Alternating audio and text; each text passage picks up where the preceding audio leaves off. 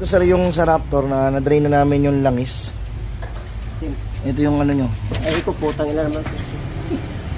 May itim. Ayun, may itim na. Tanong lang din namin sir kung bagong change oil to.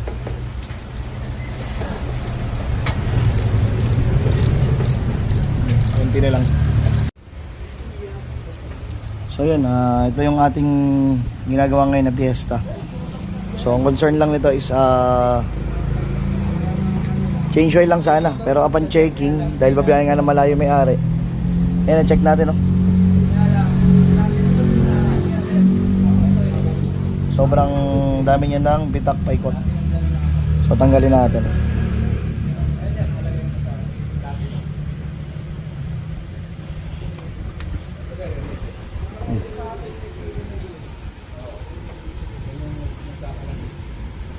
Yun, no?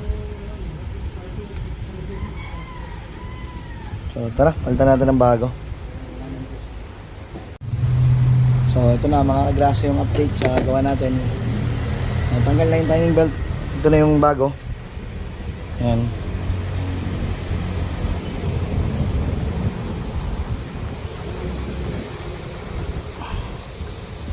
Ito na yung tensioner.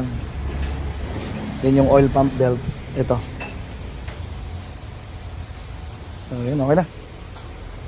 So yun, update natin mga kagrasa. Yan, tapos na tayo magkabit ng timing belt ng Raptor. Yan. Ito yung oil pump belt, bago na yan. Yan. Ito yung mga pinagpalitan. Yan, tensioner, oil pump belt, tapos si timing belt, nasa na? Ito timing belt. So yan na. Ito na to. Si paring Brian nga pala yung tumira niyan lahat. Dahil lang sa timing. Pre, ano masasabi mo, pre? Pre. Bumaya ka final pag kumandar na. Ayan, final pag kumandar na. Ayan, si paring Brian na tumira niyan. So yan, update ulit niya mamaya.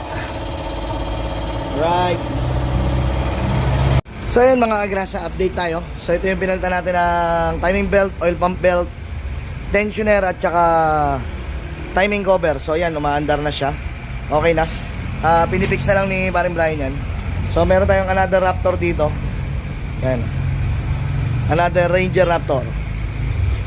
Intercooler naman to.